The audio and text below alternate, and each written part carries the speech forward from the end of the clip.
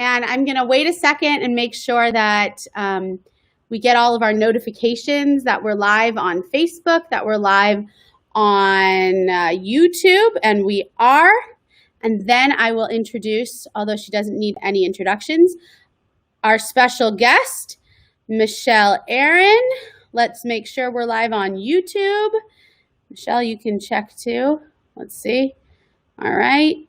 Temple Emmanuel, think about Thursdays. Michelle. Oh, I love when technology is reliable. You can check too. Oh, except for you have to turn off the sound. All right. Well, hi, everybody. This week we have Michelle Aaron. Michelle Azar Aaron. We'll go over all of that, why she has two names, but when she comes on in a second. And then we also have next week Anna Pennenberg, and it's so special. I grew up at the temple because I have amazing memories of doing shows with Anna and her kids. And we're going to be talking about a very special book that she wrote. And I can thank Michelle because she's the one who said, you should really have Anna on. So now that it looks like the crowd is growing. We're up to 7 people. I think I'm going to invite Michelle on. Here we go. You ready, Michelle? Dun, dun, dun, dun, dun, dun. It's such a good segue to see Sis Klein's name there, because you talk about Anna Pennenberg, and the first thing I think of is that time period. I always say Sis has that bakery, Fred's Bakery, and I still live right near it, and she wouldn't allow anything to come, not from her bakery, for any of us, for all kids' birthday parties. So nice. So sweet. That's so sweet. I think, Sis, you've been so involved. Actually, Sis was watching our live streams way before the pandemic. Oh, right? I didn't even know that. Yes. Right, Sis? Yeah. So, Michelle, let's kind of banter for another 3 minutes because it takes people 5 minutes to get on. Although, welcome to the people who are on. We've got Jay. I see some. We have Jay, and Jay is a congregant at my sister Sarah's synagogue. Oh, hi, Jay. Also, just such an awesome follower of our stuff. And Raymond Zachary. Hey, girl. Hey. Yep. Hi, Raymond. Do you know Raymond, Michelle? I do. Yes. And Raymond, I don't know where you're living right now, but hello, Raymond.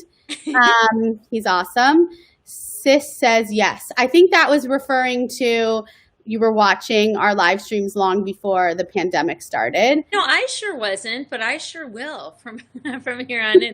It is really funny. I mean, yeah. Today somebody said, "Ooh, let's do yoga in Roxbury Park." And I was like, I guess so, but this is so nice and cozy here in my house. How are we going to ever make that transition? I don't know. I don't know, but I think things will happen. Hopefully we will find the balance. Yeah. Because there should be some quality, or there should be some difference in being absolutely. I hope. Otherwise, we literally will have entered the robotic, digital phase of life, which is interesting. Right. I'm craving that ability to feel safe in the world and but then what Sis is bringing up, I mean, being over there and how we miss her and that we can feel so connected and all that. And Raymond's in Huntington Beach. I'm not sure if you saw that. Yes, I did. Did you hear that we registered a kid who lives in London for religious school? No way. Yeah. There you have it. Yep. That's amazing. Yeah. So the possibilities are endless. That's right. That is really and true. yet, just like with theater, you thrive, or you what's the word? You pick up on the energy of the audience. Same thing with our congregants. That's right. And Rabbi Aaron and I spoke a lot about how high holidays were so different. But then again, there was a certain focus, knowing we were like looking at our congregants through a camera, and being able to just focus on that instead of a crowd. So yeah, it really did read differently because of that. Mm-hmm. Yeah. Well, okay. So that's a good segue. That's why I like stage. You and I really connect on that. I mean, yeah. You know, me and Jonathan, don't we all have the same degrees? Mine is actually a bachelor's in theater or in drama. Okay. Because then I was supposed to stay on for the BFA in musical theater, but I graduated in 2 years and was like, I'm out of here. So yeah, mine's what is yours? Mine's a BFA in drama, and Jonathan's is too. There you go. So this will sound stupid. Does everybody know I'm married to Jonathan? And yeah, let's do a big intro. Okay. All right, here we go. So now that we've done our banter, I'm going to officially introduce Michelle. So Michelle Azar Aaron. Her stage name is definitely Michelle Azar. Her maiden name is Azar. Right. Married to, I think your legal name is Michelle Aaron, no? Yeah, exactly. Yeah. Michelle Aaron is married to our senior rabbi, Jonathan Aaron, who has been one of our rabbis at Temple Emmanuel since 1996. Wow. And I wanted Michelle, first of all, Michelle is not just like, I hate when sometimes they're like, oh, the rabbi's wife, but you're so much more than that in our community. And you're like part of our programming and our just everything. You've brought in so many people. So let's go back to the beginning, which is like the time where you ended up at Temple Emmanuel. Maybe you can give a little bit of like how you met Jonathan or where you grew up, that kind of stuff. But you know what's funny? I did meet Jonathan, right? I like to say we met on a bus in Israel, but it's not nearly as random as all that. Okay. So we were counselors for, the summer tours that you send your kids to Israel. And there was this Hadracha leadership seminar beforehand. And he heard me say to somebody as we were preparing our lunches for the picnic that I'm an actress and I had just graduated with a BFA in drama from NYU. And he just rolled his eyes, No, because he had graduated with a BFA from Emerson and he didn't want to be involved with an actress. Well, I certainly wasn't looking to be involved with anybody. I was just in Israel. Right. And at the end of 2 weeks, we had said that we were getting married. Basically, it was like Israel time goes fast. You know what I mean? Israel and camp, that's fast time periods. Everything's accelerated. But it lasted. That's the difference. What'd you say? But it lasted. But it lasted. Yeah, I was going to stay on in Israel because I had graduated and I'd done my first off-Broadway musical and I was like, I don't know what I need. I get back to my roots as a Jewish woman or continue on with this acting thing. And I literally met him the first night of my stay there. Wow. And so he had to come back because he was already he was in the ed program, but he was living in New York. In LA. In LA. At the time, he was in LA, right. Exactly. And at the time you couldn't be ordained. But he said what clinched the deal for him was that I was not a Jewish professional. But when he said that he was studying to be a rabbi, I was like, oh, that's so cool. Good morning, Cantor. Good morning, Shlomo. That was so priceless. That was genius. Yeah. Right. And you said that before, that normally people would say I'm a rabbi, and he'd be like, and they'd have a weird. I was like, oh my God, how fun! I thought that was the funniest thing I'd ever heard of. Yeah, I had never met anybody studying to be a rabbi. I just thought it was really, it was like the cobbler, the shoemaker, and then the kid makes shoes just because it's in the family. I was in some, Chelm story in my head. I think there is some reality to that, by the way. 100 years ago, you became, not 100, even what year is it now? Even 70 years ago, it was more common that you were a rabbi because, I shouldn't say that, HEC's been around over 100 years. But Cantor's actually, because cantorial school didn't become a thing until till much later, most cantors and a lot of the big cantors today that let's say are in their 70s or 80s they studied with masters, but they never went to a cantorial school. So right. I think the cobbler syndrome is that's true. True. And then what did you think? Yeah. So you come back to LA. Come to LA. I had never lived in LA. I'd never wanted to live in LA. I flew home to Chicago to say, oh man, I met this guy and I don't know, my parents were thrilled. They wanted me out of New York and they wanted me to marry a rabbi. Of course, it's like a one-stop shopping. And so they bought me a car and they're like, go. And in Chicago, they're go to. My dad made Jonathan come meet them. It was, it's very Fiddler on the Roof, the whole thing. Yeah. And except that he bought me a car instead of a horse carriage. And then Jonathan and I drove from Chicago to LA. And granted, we knew each other about 6 weeks. And of those 6 weeks, we had spent maybe 2 of those weeks really together. Because, there's no phones either. So you're in Israel. Somehow Jonathan would find me every couple of weeks. And I do have to say, number one, my parents only knew each other 6 weeks before they got engaged. Oh, yeah. Number two, my older brother and sister-in-law met as they were leading the EIE program in Israel. So they have a similar story as us. I think I knew that. Yeah. I'm such a kibbutznik at heart. I mean, like, it was a perfect match for me, really. Like, to be able to spend my time doing Jewish things and thought, as well as have my time be singing and acting and, and Jonathan's skill set is so well suited for my own and for your marriage. It's really weird. So do you remember, not to like make this a dating show, but do you remember, like, first you find out that he's in rabbinical school, but then like that doesn't necessarily mean that he's a musician and has this rich history of music in his family. Well, I got to tell you, now that I really think about it, I think I heard him play guitar and sing before I knew he was in rabbinic school.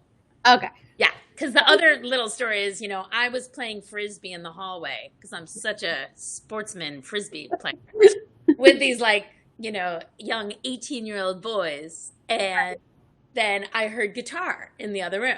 And I was like, zip, made a beeline for the guitar. And I gave him my like test. Can you play Blossom? It's this James Taylor song, which we will play at Havdalah this Saturday night. And of course, he's like so arrogant. Like, I'm such an idiot. Of course I can play Blossom.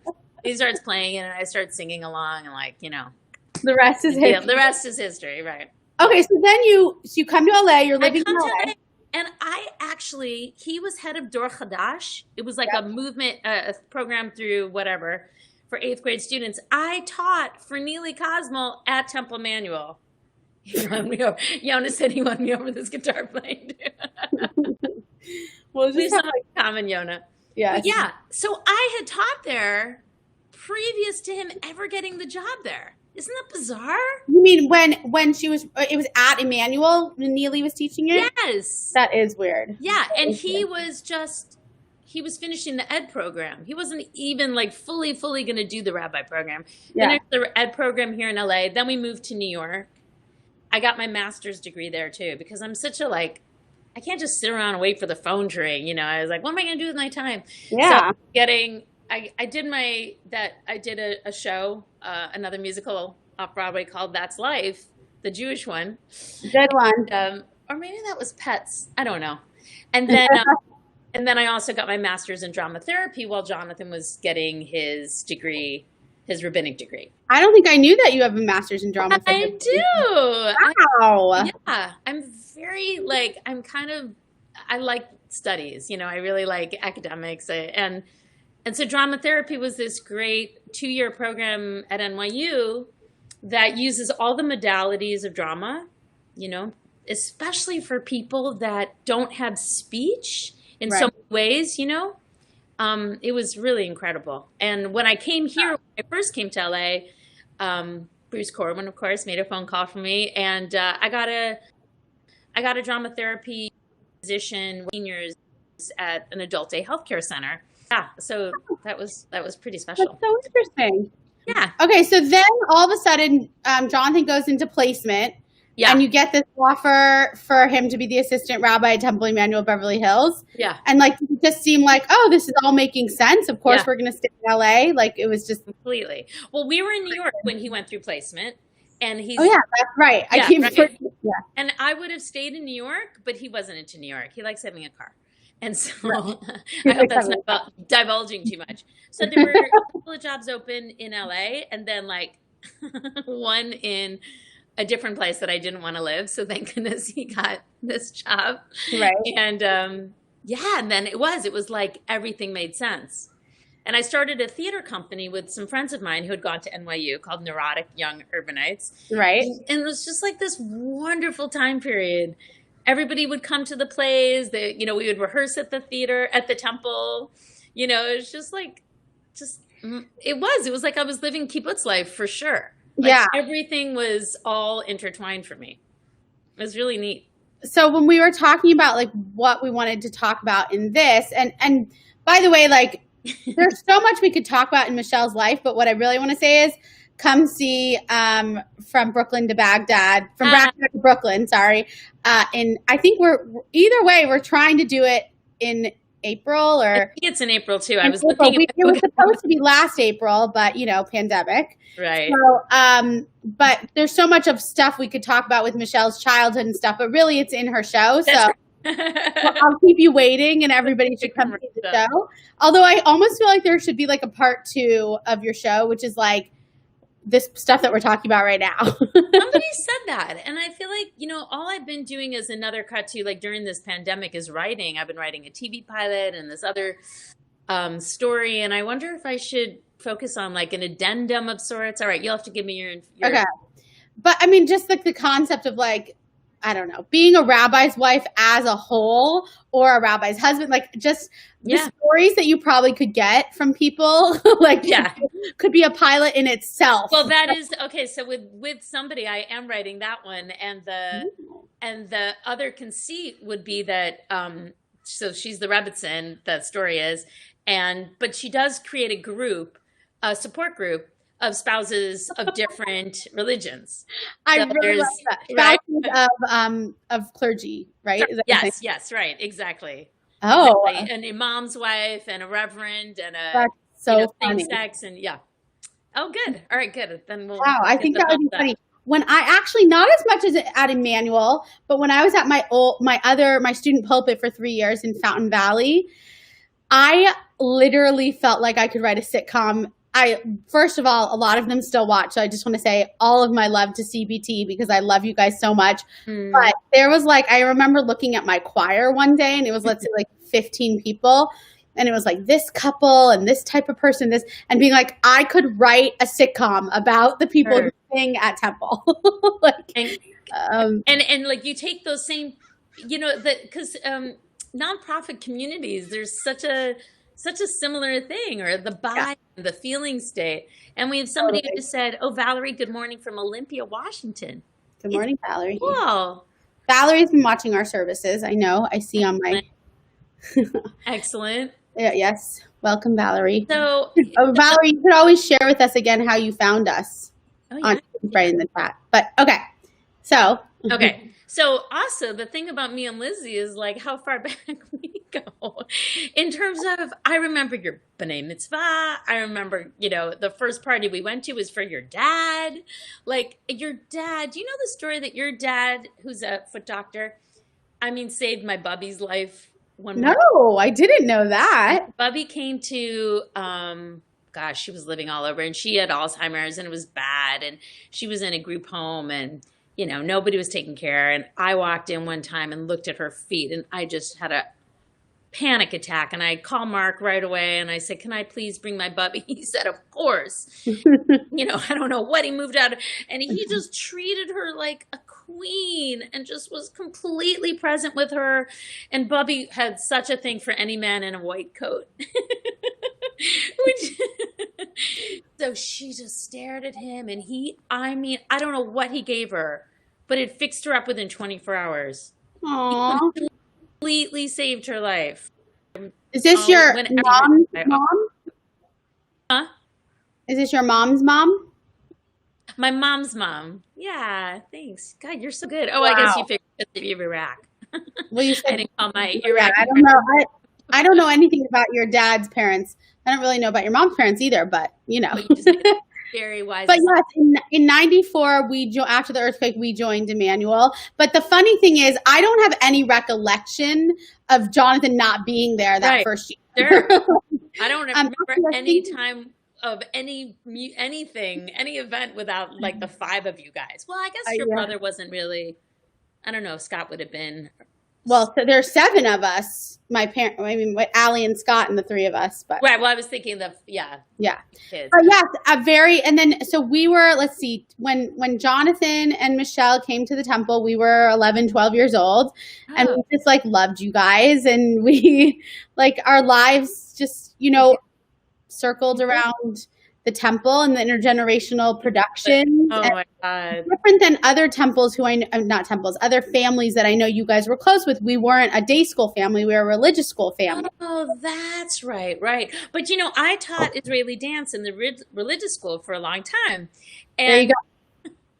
And in fact, I remember having this, back in the good old days when we had Wednesday and Sunday religious school, and the last hour was Hugim. And so we always were struggling between choir, drama with Mika Desmond when we did and Israeli dance. And I remember being like, well, can we do all three? Like, how do we? That's so sweet. You got BFA in dance, choir, and drama from Temple Manual Religious School. I basically did. I did everything from sing in the choir with Tina at Disneyland to crazy like Grease latkes, and we did like a Hebrew school. I don't know. We did like so many shows with Micha. I got to get my hands on those scripts. They were very, very fun. I remember, as like a quick aside, I think he must have been 7 or 8.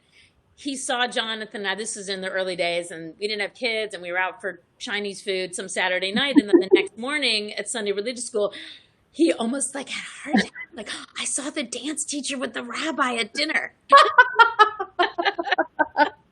Oh my God, that is so cute. So cute. I wish I knew who that kid was.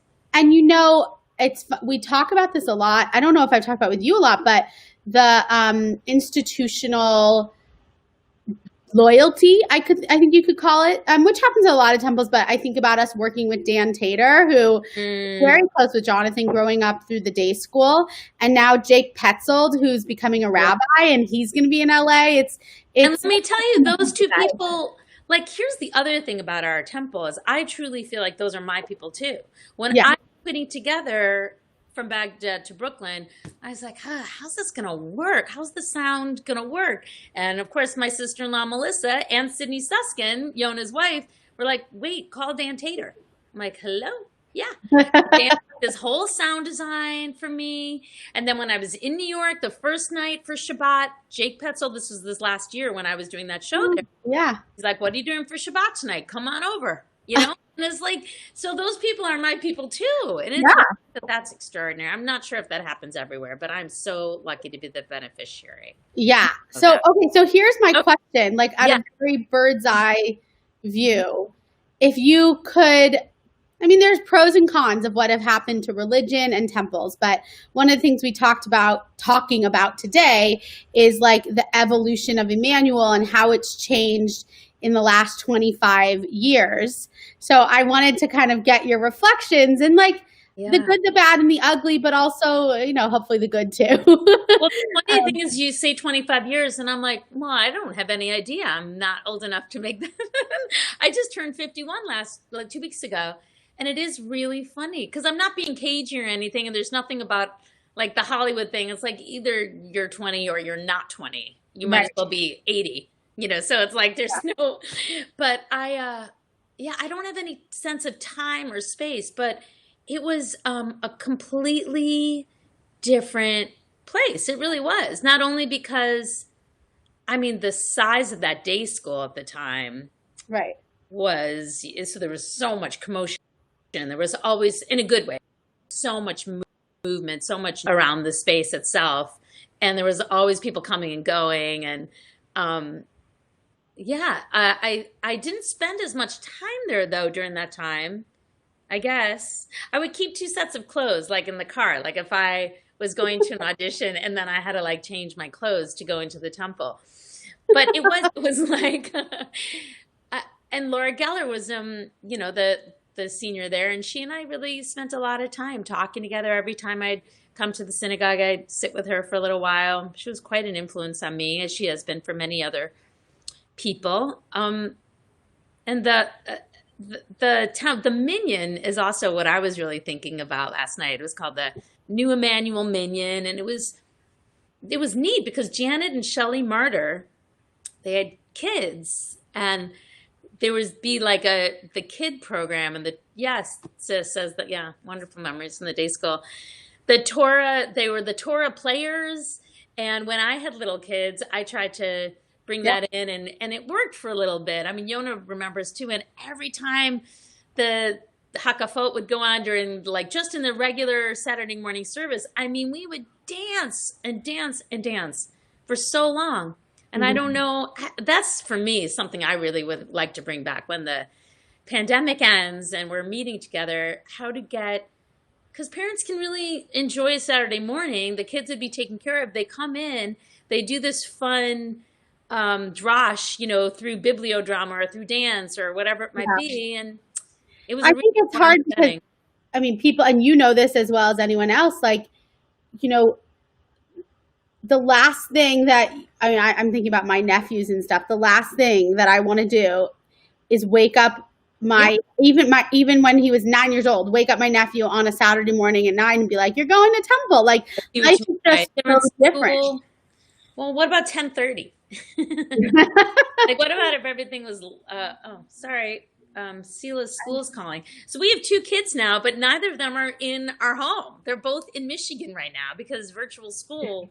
And our eldest daughter goes to Michigan. So we sent Sela, and then Sela is 15 and she called, "Can I stay longer?" They were like, I guess so, Crazy. But I guess it's happy to have, like, she can feel like she's in a real school pod with people. And right. We kind of like totally bypassed the kids. It's so, right. So Jonathan and I got married and we had kids somewhere in there. Right. And yes, then they did also go to the day school, and it was so vibrant, and like the art on the wall. Do you remember Roz Abraham and the art? Oh my everywhere. God. And really, like, amazing stuff. I remember we hired her once to come do a birthday party for Sela, and she took it with that same exact seriousness. The work that was created was incredible. And then Neely, of course, and all the music. And it was funny because I was like, wait, why are they skipping class again? Oh, because there's a show this Friday. Right.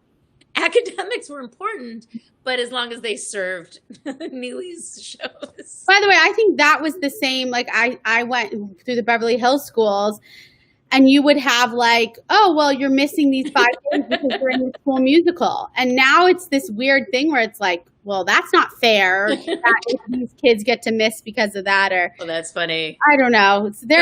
Our eldest went to Loxa, So I do have to say there are some weird connections. Like, number one, Adina went to Loxa, and my nephew Jaden is a freshman at Loxa, and then Adina went to Michigan, and my nephew Sammy is now a freshman at Michigan. So and he's living in the dorm. They're okay with that? Actually, just to like insert a little COVID, this. So Michelle and Jonathan decided, that Adina would go back to school, but it's different because she's in an apartment, and I don't know. There's part of me that says that if they're not, it's better for them to be at school and not be bringing back like COVID to parents. Yeah.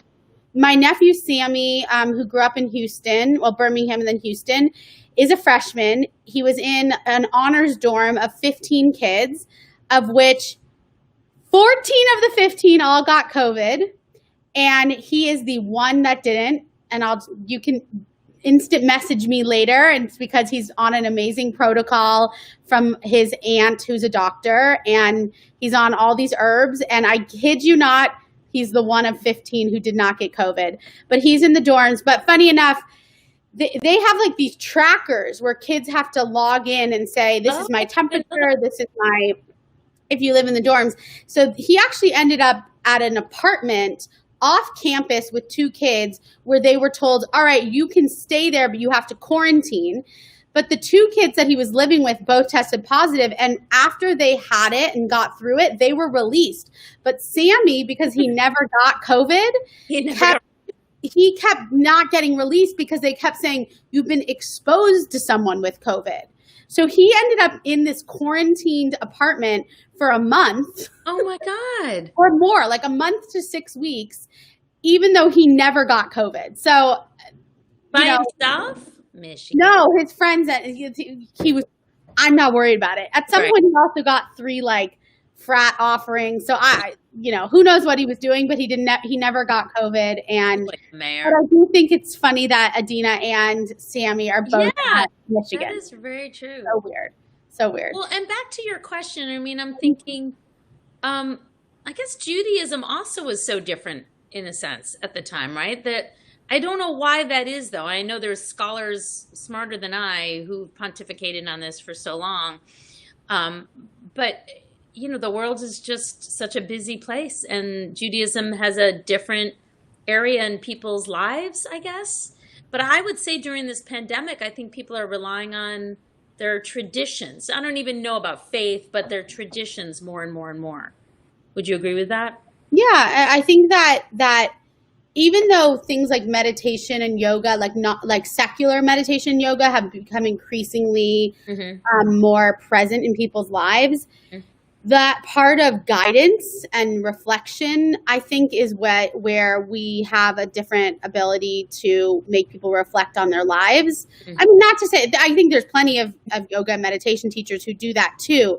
The difference is we have this guiding history of tradition and the Torah, and I think that's where people what's the word? Nourishing, like a certain nourishment. Yeah, like at the beginning of this whole thing, and everybody's trying to figure out what to do with their days. The only thing I wanted to do was connect with our congregation and anything Jewish, like I also made this whole fundraiser for my Jewish camp of growing up. Right. Like anything to nourish me had to do with Judaism. And it was funny because I'm in a writing class now and I really love it. And this one woman was having a difficult time figuring out why she can't write her normal stuff. All she wanted to do was write. She's also a Jewish woman living in New York, and all she wanted to do was write about the holidays or write about her feelings in regards to the Torah right now. And I said, to me, it made complete sense. When things are so out of balance or out of whack or out of the thing that you want to find some comfort in TV and the things that the things that you grew up with, I think, if something was very strong for you, Yeah, I mean, I constantly think back because, in the same way that you're reflecting on when you had young kids and what the temple meant in your life. Right. I kind of was a young kid. I was 10 years old, right? And I keep reflecting back on how the temple was a part of my life. And to tell you the truth, that's what I'm trying to emulate by bringing more arts and soul singers and and stuff like that. But there's so much more competition. Judaism has been hard for me in COVID. Yes. And I love that you said guide, because I keep thinking about it as like an anchoring, as a comfort. But that's right. It's oh, hi, Marilyn. my mom did text me. And she said, tell your audience what your parents do every Friday night. Yes, my parents go back and forth between three services, 3 clergy kids, but I think a lot of people have heard that. But yeah, they go back and forth between 3 services and try and catch a glimpse of all of us doing services. So sweet. Oh, because you and your sister are on the same time zone. At least Scott's on a different time zone. Yeah, like Sarah and I start services within, I think, 15 minutes of each other. Although I do try to explain that they can watch one and then later they can watch the other because it's archived. Yeah. But yeah. But no, kudos to my parents for keeping Judaism in our lives. Actually, what we haven't talked about in terms of Judaism is camp. I grew up at Camp Swig. You grew up. So give us that. When you talk about an anchor, like to me, camp is a major anchor in Jewish lives. And actually it has been proven to be the number one thing that keeps adults engaged if they went to camp. In fact, quick plug for that. Sarah Ben-Or, she's an HEC professor now. I'm going to screw it all up. But she has a wonderful book out. She did this study about the different camps you can go to and what's the through lines, what's the connection, and how they live in adult Jewish people's lives. And I mean, it's true. Another thing that brought Jonathan and I together, I was singing this I'm talking such an obscure Hebrew song in the bus that day, just to myself. Tani talal kihusaba. It's like this huge round, and you have to come in exactly the right time. So he's not paying attention, or he's pretending not to, and then he comes in the exactly right moment with the exact words. And I was like, "How did you learn this?" Because of all his camp. Right. I think Jewish camp is the best thing, and I'm a complete failure because Sela went to Newman for half a second. She said she didn't like it. She loved it. But for some people, camp is just not their thing.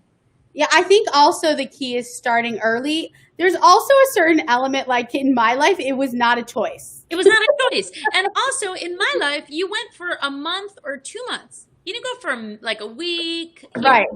Because that's, I don't know. I think the choices, again, they're so filled.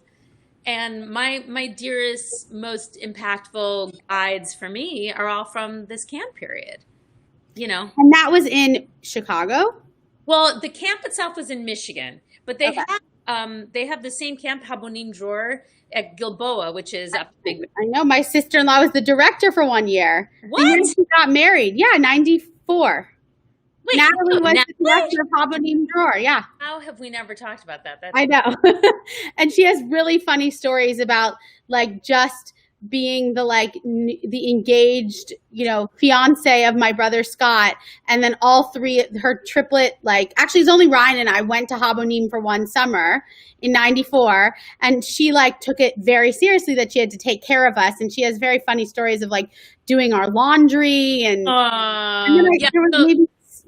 Right. The thing about Habonim, more than other Jewish camps, at least as far as I understand, it's youth-led.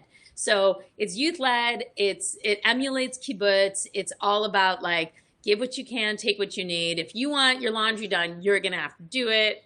If you want a water fountain, you're going to have to build it. Oh my God, that's so fun. I actually only have one recollection of there was a woman's newspaper or something and now that I look back, and it was probably a teen girl who decided to start this is a girls only newspaper.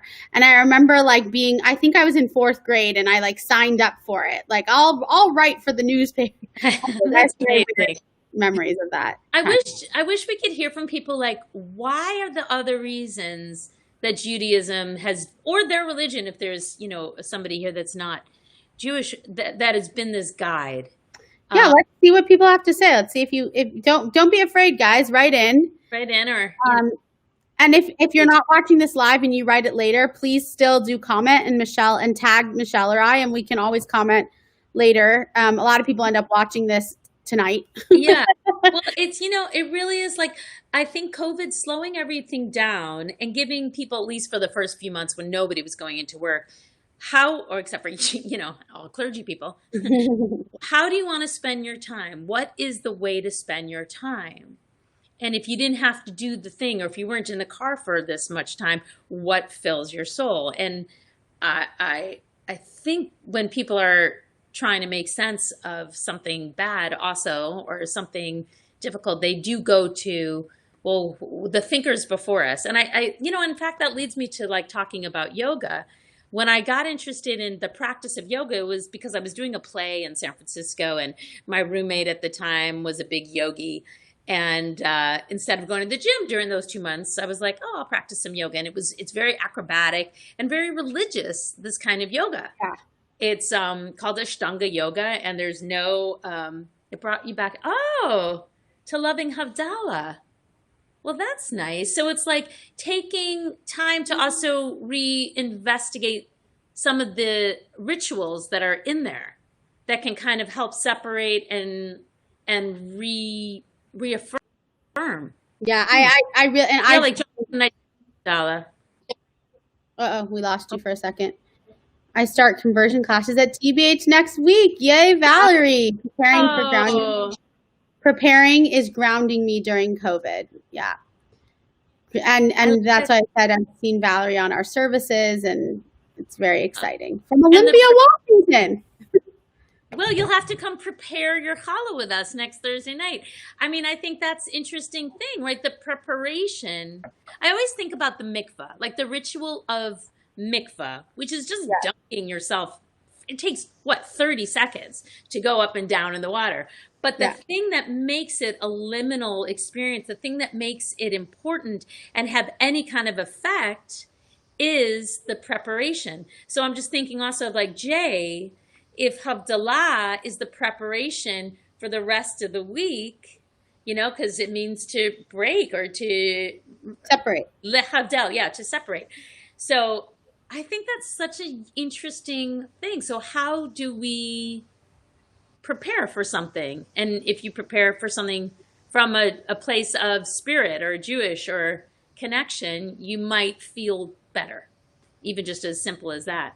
Well, I just even think the concept of being able to have time to prepare is not something we should take for granted. Yeah. And actually, I feel like now that we're past the high holidays, and like everyone, we've talked about how difficult the last 8 months has been for clergy, a lot of people. Like either people were really bored and binge watching a lot of stuff, or there were people like me who like worked 18 hours a day. Like, insane. Never had a second. I do think that on the other side of this, I might take a step back, and I have time to fix this, but I do think my mom, I do think that I have to take, like, the fact that I don't have to get dressed and get in the car, even though I have a short commute, but all these people, that hour that you would spend from 8 to 9 o'clock driving to work, well, you know, one way is to sleep in, but another thing is, well, maybe now you have that hour to do yoga, or you have that hour to breathe,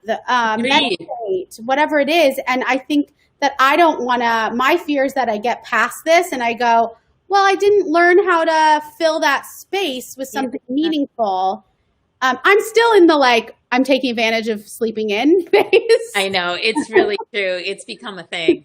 Yeah, but try to make myself wake up 3 mornings a week early, like for me early, like 6:30, and write, and just, you know, like sometimes I take my left hand, but the non-dominant hand, and just write. It doesn't have to be for something, but whatever that expression is, and then maybe look at it later.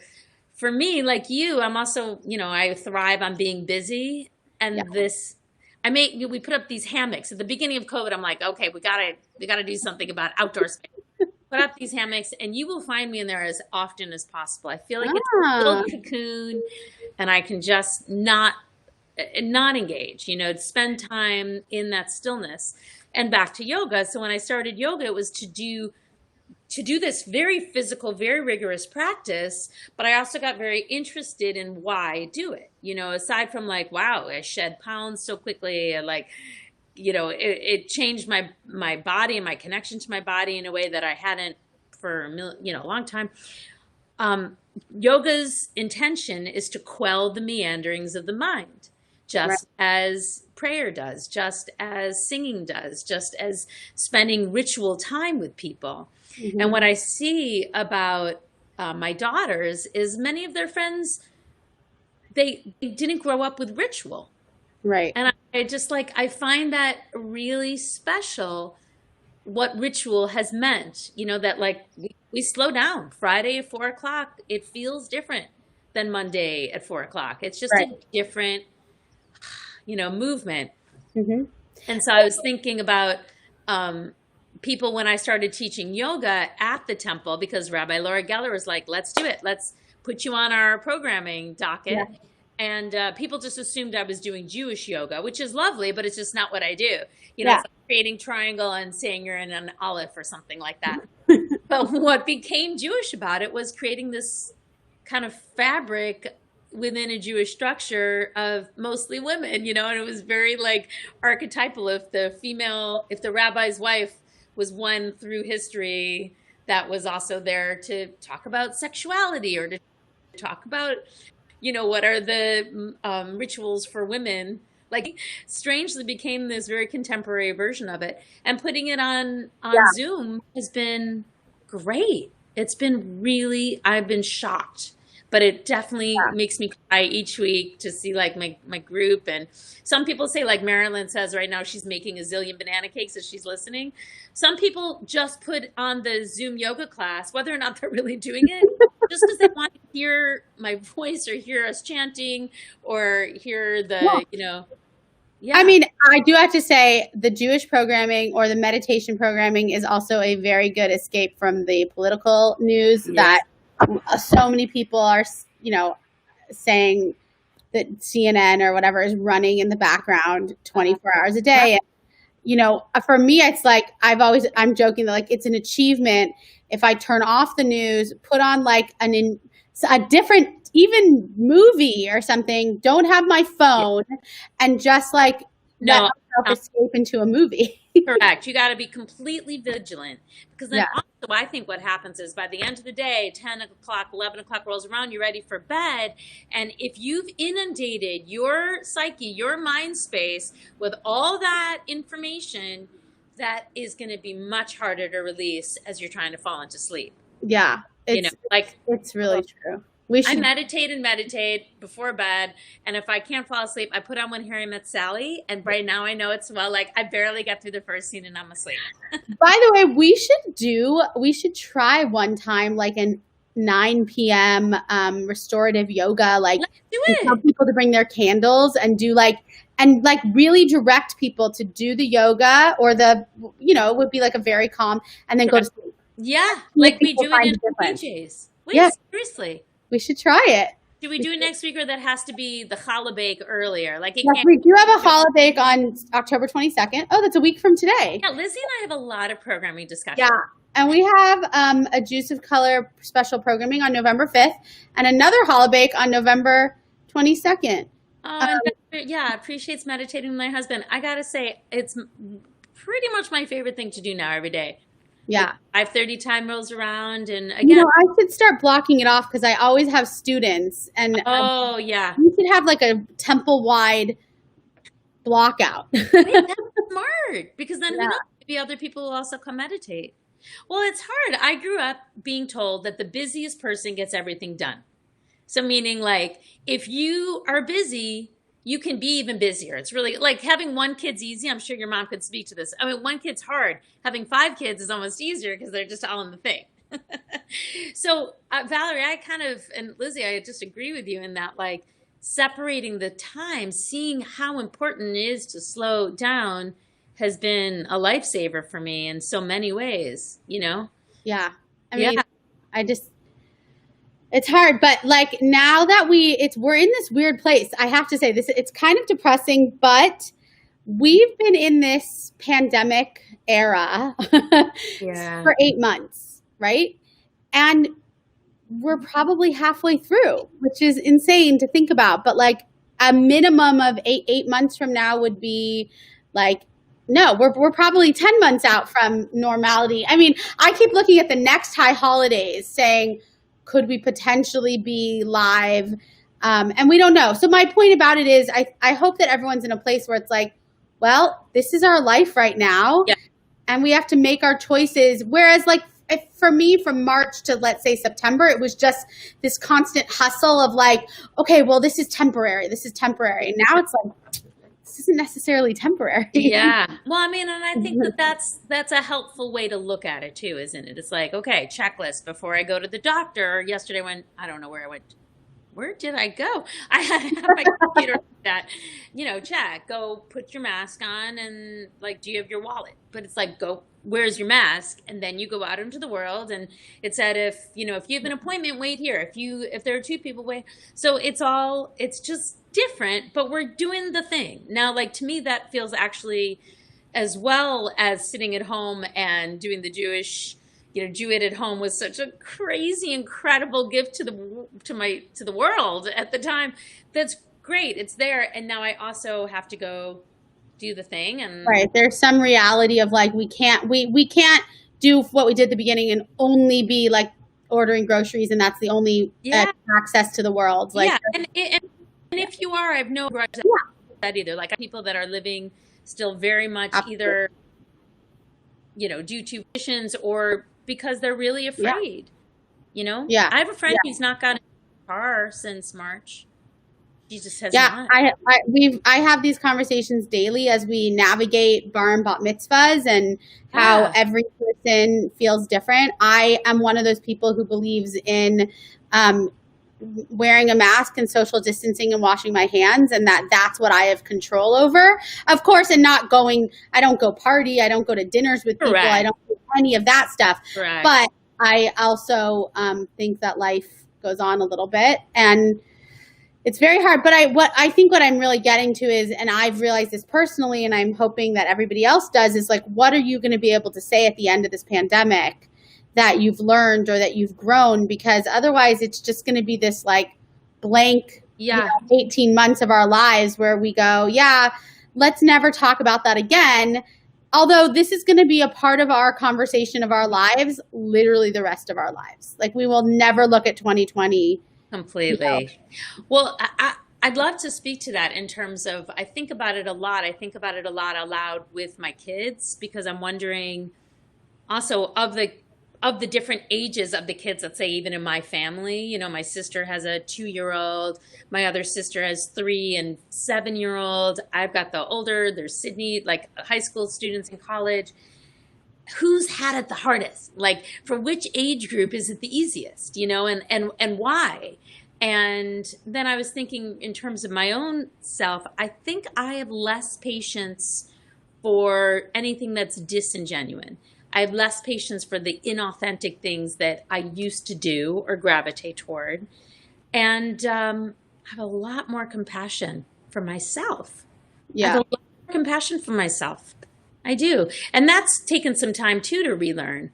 You know, like it was hard, man. It was hard, the beginning of this. It's hard for everybody, and everybody's connection to it's so different. You know, Jonathan and I had different feelings about like what could be safe and what couldn't be safe, and how do you navigate all those things. And it is just a constant regroup of compassion. And to me, that's about authenticity. I just remember hearing about, you know, obviously John and I work together a lot, and just hearing the like, well, Michelle wants the groceries to sit on the doorstep for 3 days, or not groceries, but like Amazon packages to sit on the steps for 3 days. And but the truth is, none of us knew. Like, remember how long, like, you would spend 2 hours washing every bit from the grocery, and my friend still does that. I'm like, oh my God, what? I know. The thing of the past. Yeah, and we had this question the other day about the Torah, for Torah passing, and like, do we need to Lysol the Torah? And I'm like, well, it's a fabric, you know. But by the way, it's been very interesting working with this reopening committee, because I literally said at one point, can't we just have a professional come to the temple and say, this is where you can stand and this is what you can do? And the answer I got is, no, they don't exist. They don't exist. And I think that that's where the empathy and that everybody really needs right now. And as you said, the compassion for yourself. Wow. Because it's, you know, there's polarizing things enough to deal with right now. This has become an issue in families as well, right? Yeah. Like, we don't have to look too far away from us to understand what I mean. And I just feel like, completely the lack of the need for less judgment, you know? And hey, if you want to come, great. If you don't, or, you know, sticking to your own set of boundaries. Boundaries isn't the good word. Well, your comfort levels, I think, right? Like, I said to a friend, we always go out for a birthday lunch, right? So did I miss it? It's October? No, 25th. Okay, good. Dude, did I miss her birthday?